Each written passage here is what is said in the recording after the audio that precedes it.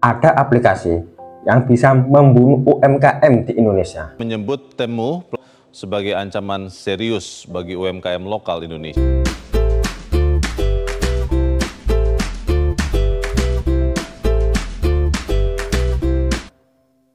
Aplikasi ini bernama Temu, asal Cina, dari Cina yang sudah tenar di negara Paman Sam, yaitu Amerika Serikat.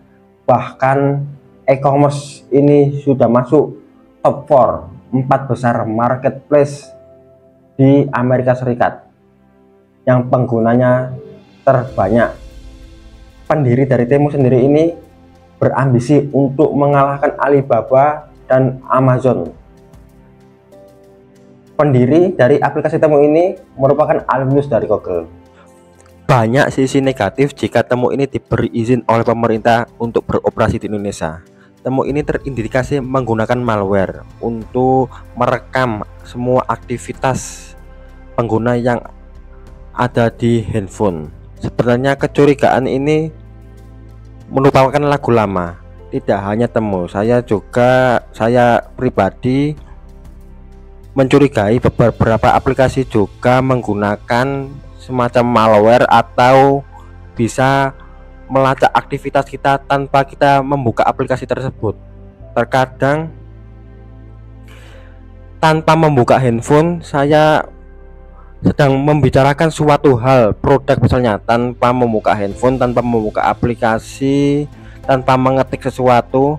Kemudian beberapa menit kemudian saya membuka handphone, keluar iklan-iklan yang barusan saya obrolin tanpa menggunakan HP. Berarti itu kan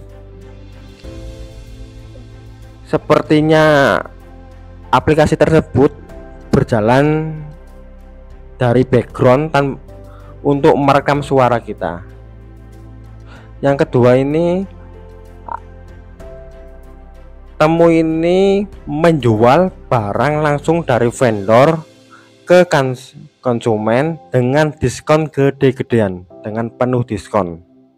Ini sangat berdampak negatif terhadap pertumbuhan ekonomi di Indonesia, karena sebagian besar ekonomi di Indonesia ini ditopang oleh UMKM. Bagaimana UMKM mau bersaing dengan manufaktur besar asal Cina?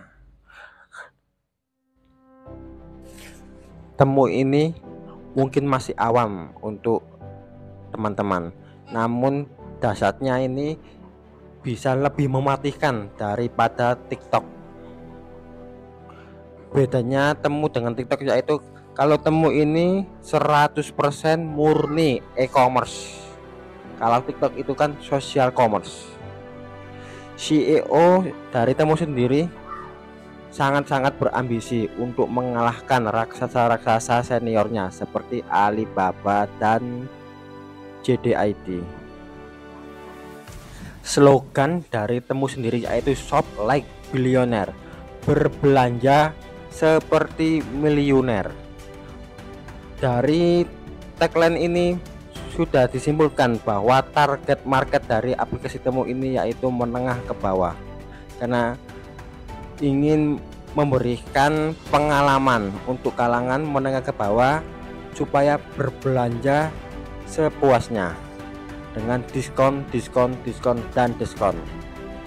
Bahkan sering ditemui barang yang sama antara Temu dan Amazon. Barangnya sama namun harga lebih besar, 3-5 kali lipat di Amazon. Dari sini sudah disimpulkan bahwa Temu ini sangat menjadi momok yang menakutkan untuk para pesaingnya. Pertanyaannya, kenapa barang-barang di Temu ini kok bisa murah?